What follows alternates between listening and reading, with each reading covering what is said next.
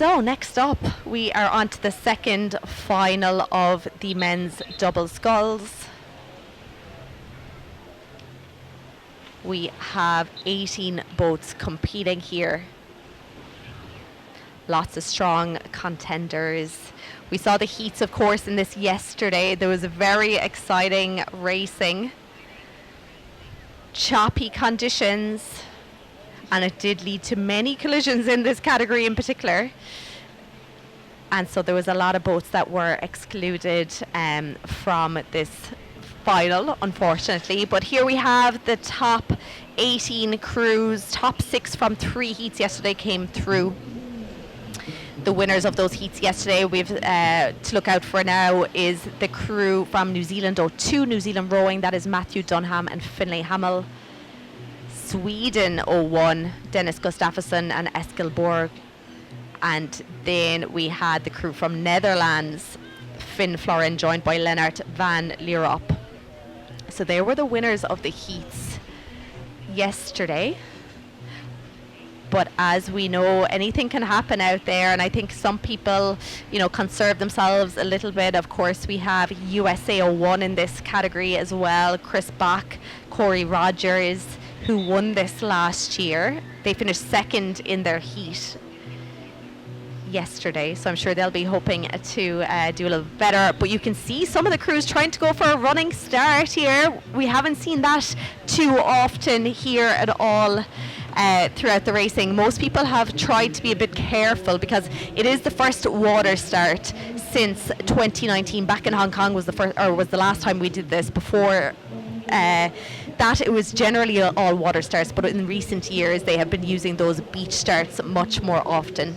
So back to the water start this year, we saw some crews doing a running start there in this category, whereas all day really people have been really careful and just lining themselves up behind those floating markers at the start. So we're off here. There's already one crew out. They have their head held down. That looks like to be going by the speed New Zealand 02, but I will clarify that in a second. New Zealand 2, if it was, they won their heat yesterday. They will not want to be in that position at all right now. So there must have been a clash there at the start and they were unsure whether to keep going, it looked like, but here they are off again. Let's see if they can get back into those leading packs, because we would expect them to be in contention here for a medal. So at the moment, early stages of this race, and it is France 03 here leading this out. They are followed in by Spain 03. So France 03, we have Kirian Boulet and Clement Thomas. They finished second yesterday in the heat, currently leading it out here. Second position at the moment, Spain 03 then, who are also second in their respective heat. We have Jamie Arenesquez and Ivan Reynoso Carolo. So they're your top two at the moment. Then Finland 01 pushing themselves into the top 3 position. No surprises there. Jolna Karinen of Finland back in the boat, back on the water after his men's solo heat a little earlier on. Jukka-Pekka Kapi then joining him. They were third in their heat. Ukraine 01 now moving up into these top positions, staying really close to each other at the moment. We always know in the heats things seem to be much more spread out, whereas when it comes to the finals, crews are much more matched here now. So Ukraine now putting on a fight here, moving into first position just ahead of France 03. Finland 02, you can see those top 3 boats are side by side. They have about half a length of clear water then against 4th, 5th and 6th. That is Netherlands, Ukraine 02 and USA 01. But you can see there are 8 boats there in a line together for those 3rd, 4th positions. So too early to say at the moment. They're about 750 meters in to this race. Now, this is going to get interesting because within the next 500 meters, crews are going to have to decide where they are going to position themselves to get around that first marker buoy. Incredibly important that you set yourself up to avoid any collisions, anything that we saw there yesterday, because there was lots of them, lots of crews excluded, which we do not want to see here in the finals. So I think at this point the crews will be making a call to let's put on a bit of a push here now. Let's go for it. Let's try and get to that turning marker first. So Ukraine now have moved themselves into the lead. That is Ukraine 01 representing Central Sports Club of the Army of Ukraine. Igor Kamara and Stanislav Kozolov first position at the moment. Finland 01 are then in that second position. We can see on the inside of that picture that you're seeing, but still 5, 6, 7, 8 boats here very, very close together. This turning marker, even though it's not too sharp, is going to get very interesting, I feel. We can see New Zealand 02, who were unlucky at the start, have moved up through the field, back up into, they're currently in 9th position. Let's see what they can do, if they can do anything special. If they make it up into this leading pack, that will be one for the record books, I would say. So Ukraine 1 now starting to really put on that push here now, trying to open up. They have 14 meters of a lead over Finland, currently sitting in second position, and then it's a toss-up between Ukraine 2 and France 2, Sweden 1, all moving back and forth between positions here at the moment. So we're looking at them coming up to that first marker now within the next 50 meters or so. Ukraine 1, Finland 1 now just moving into the lead ahead of Ukraine 2, who have moved themselves into medal position. Sweden 1, though I haven't mentioned too much about them. Dennis Gustafsson and Eskil Borg winning this category in 2021 and 2022. Unlucky to miss out on that top spot last year. They finished second to the crew from USA, who are currently in 7th position. So here we go, first turning marker. Ukraine are around clean, Finland are around clean. Let's see, there are 5 boats here coming in on top of each other. Everyone managed that pretty well here. There's a crew right in the middle. They're going to get stuck on each other, but the top 5, 6 boats now are away from each other. Some of them having to steer right off course now to stay out of that collision. And I'm delighted to be joined by Whitney. Team USA, you are here, you are coxing this weekend. Have you been watching the race? Lots of exciting things going on here. Oh yeah, you are absolutely right about that. And we already, it seems, have so much action here. 1,500 meters into the race, and we have Ukraine 1 in first. And Finland in second, followed by France 2. And boy, this is quite a race already, as we have seen coming around the first buoy. We've seen boats going off course and trying to make their way to that second buoy there. But it is already chaos out there, as we all know, if you have been out there on the water. Yes, we knew there was going to be chaos in these finals because the rowers are so evenly matched. But look at this now, the lead from Ukraine. And sorry, I think people missed my introduction. Whitney, you have been coxing here with crews from USA. Thank you for joining me here now. Very exciting. I'm looking at USA here, Chris and Corey. They're back in 7th position. They won this category last year. Is that a place they would have expected to be at this stage of the race? You know, it's really hard to say at this point because, as we all know, so much can change even around one buoy. You could go from 7th to 1st in no time flat. So these two are actually very, very experienced together. So they do row flat water as well as coastal together, but many, many years in the water together, putting blades through these waves, and they are very accustomed to dealing with very stressful conditions here. So, you know, while they are sitting in 6th right now, it looks like about 73 seconds off the lead position here. That does not mean anything. I would not worry about them yet. So I would say, as I always say as a coxswain and as a commentator here, it is not over until it is over. And so I think Chris and Corey are going to utilize their experience and have a very, very confident race plan going into the second half here. So I would expect great things from them. Absolutely. They had such an exciting race last year. They were in second to Sweden. Sorry, they were in first ahead of Sweden for a lot of the race. They went slightly wrong on their navigation. It allowed Sweden to move into the lead. But Corey and Chris, particularly with the beach finish, and they got the sprint and they ended up winning it ahead of Sweden. So even by going wrong, they were still able to come back and win this category. But I definitely think we will see them move up through the field shortly. Things are moving here. It is currently Ukraine still leading it out from Finland, but Sweden have pushed themselves up into third position ahead of France too. New Zealand too. This is incredibly impressive because as we saw, they had a problem at the start and were stopped dead while everyone else took off. They went from 18th position and have moved themselves back up to 5th. Oh, if we're not careful, we're going to see another collision here.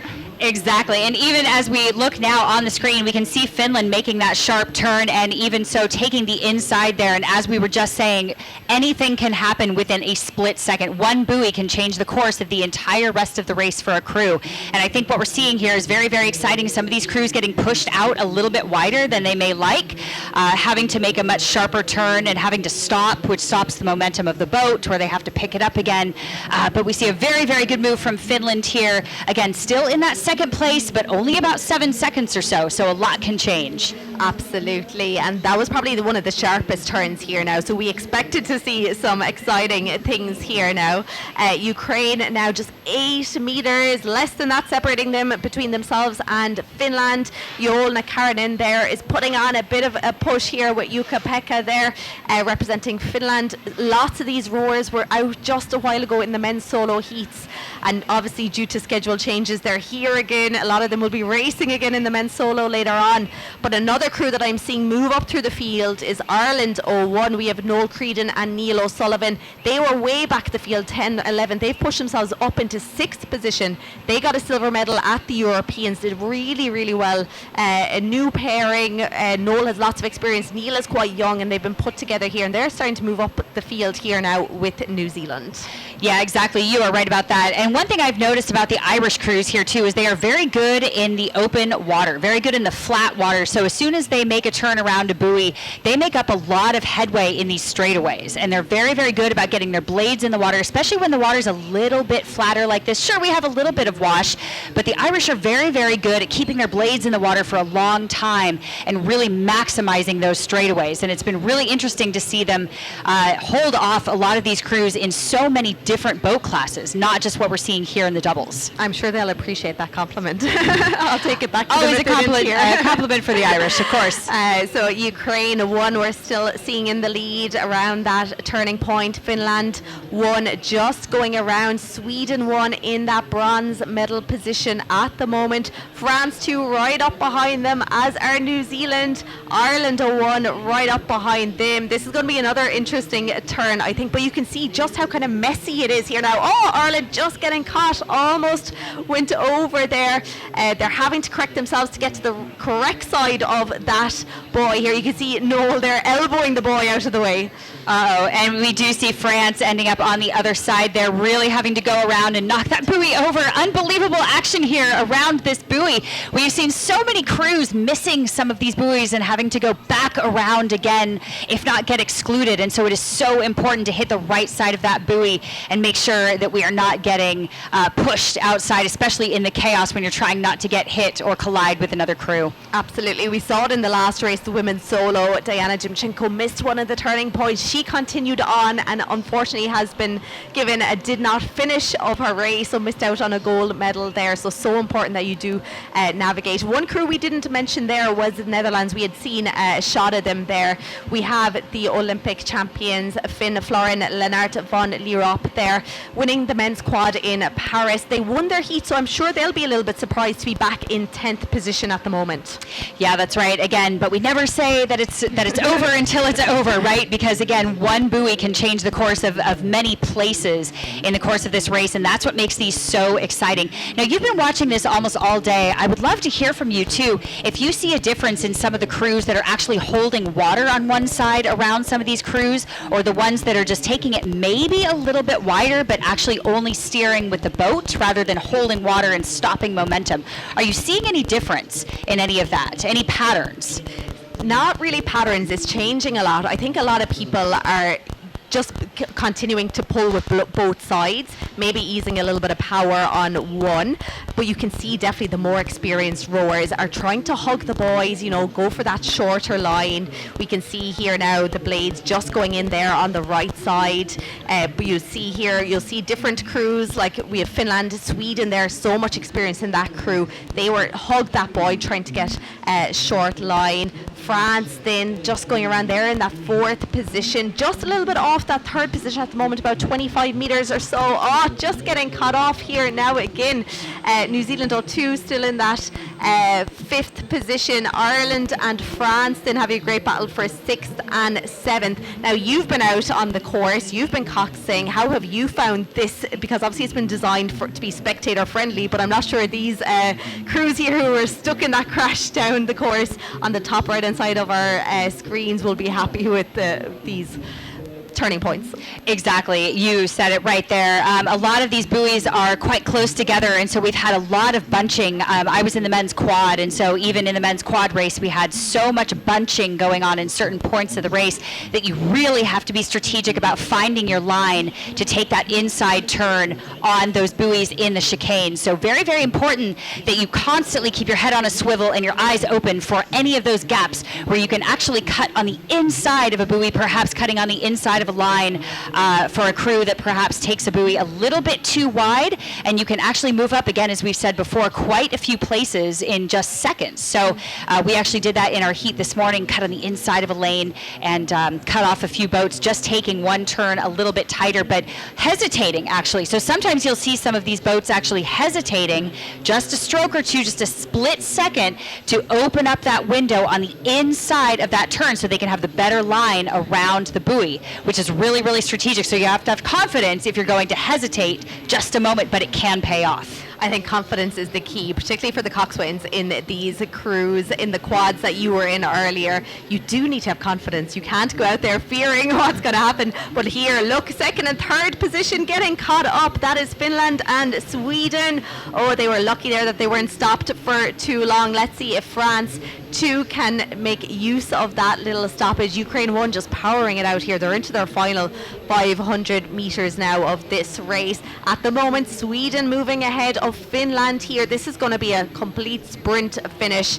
Then in that fourth position, France 2. New Zealand currently in fifth. France 3 have moved themselves up into sixth ahead of Ireland 01. So less than 400 meters to go. It's just give it everything now, isn't it? Absolutely, and I think we're seeing it now here, the experience in the Swedish and the Finnish crews here coming out of that turn and a little bit of a collision there. They kept their cool, and they actually kept a very good line coming out of that buoy where they did have just a little bit of crossing of the blades there, and they were able to separate but also maintain their course going into the second one, where they were not deviated too much, they weren't distracted too much, they got right back in it. And even now we've seen a little bit of a change of place here. Sweden overtaken Finland now in that second place. Yes, but it is going to come down to the final 200 meters here now. Can Sweden hold them off? I'm sure they'll be happy that they won't have to do a beach finish like last year where they had to challenge Chris and Corey of USA. But it is no doubt about the leaders here now. Right from pretty much the first stroke, Ukraine have had such an amazing race here, staying so cool and calm, and we've seen their crews just doing so well here on the water. Sweden 01 just holding off about 5 meters between them and Finland. France 2, I think there's just too much work for them to do here now. Really the only change that might happen is Finland, but I'm not sure there's enough water at this stage. Last 70 meters here for the leaders. Yeah, exactly. I think you said it here. They may be running out of real estate here, but look how loose and calm and cool this Ukraine crew is. They are getting their blades in on the front end there. They have a little bit of flatter water here, maybe some light swells, but as they cross the line, just looking so smooth and calm and collected. This is clearly a very experienced crew. Absolutely, so calm and collected. Finland doing what they can here now, but they know it is too late. It is Sweden 01, Dennis Gustafsson and Eskil Borg, second last year, second again this year, and then third position, that bronze medal position, Jolna Karinen, who we saw earlier in the solo, Jukka-Pekka Kapui then joining him. bronze medal position. France 02 then unlucky to miss out on a medal. New Zealand 02, we have to hand it to New Zealand 02, who had a lot of trouble there at the start of their race. Matthew Dunham and Finlay Hamill, they had stopped dead, but they got going, moved from 18th all the way up to 5th position. And here, final, next few crews passing that finish line. We had Ireland 01 in 7th position. I'm sure they'll be happy with that, Noel Creedon and Neil O'Sullivan.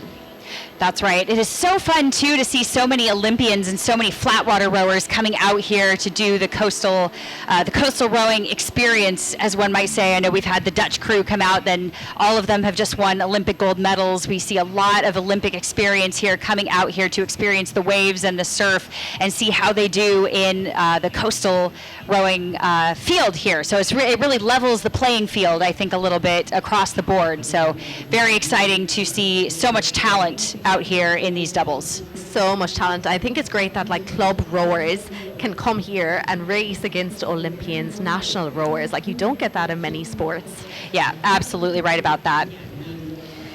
So, second final of the afternoon, the coastal men's double sculls. Final few crews now coming up to that finish line. Seeing beautiful shots here of Genoa. How have you found your experience so far of Genoa and the course and the racing and the whole championships?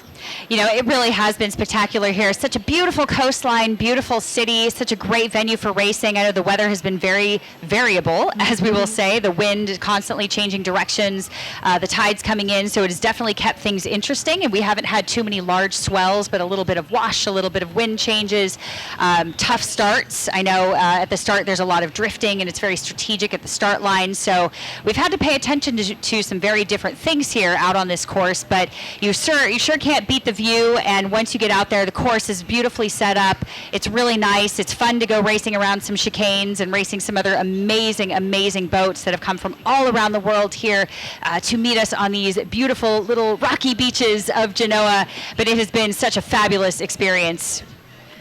And of course, you'll be hoping to be racing again tomorrow in the B finals. That's right. Yes, we did have a little bit of a hiccup at our start here. So we will be racing in the B final tomorrow. But yes, here we go. Looking at the results for the A final here for the men's doubles. Yes, Ukraine won there, winning out in style. Igor Kamara, Stanislav Kovalov there, and then Dennis Gustafsson Eskelborg of Sweden won. Finland won then, had been in second for a lot of that race, back into third, but I'm sure they'll be happy to be up on the podium. The Fortier twins then of France in fourth position. Dunham and Hamill of New Zealand. Amazing race from them to get back into fifth position. France 03 in sixth. Ireland 01, a great race there in seventh. Then we had two Spanish crews, Spain 01, Spain 03, and Lithuania 01 in 10th position. Some great racing.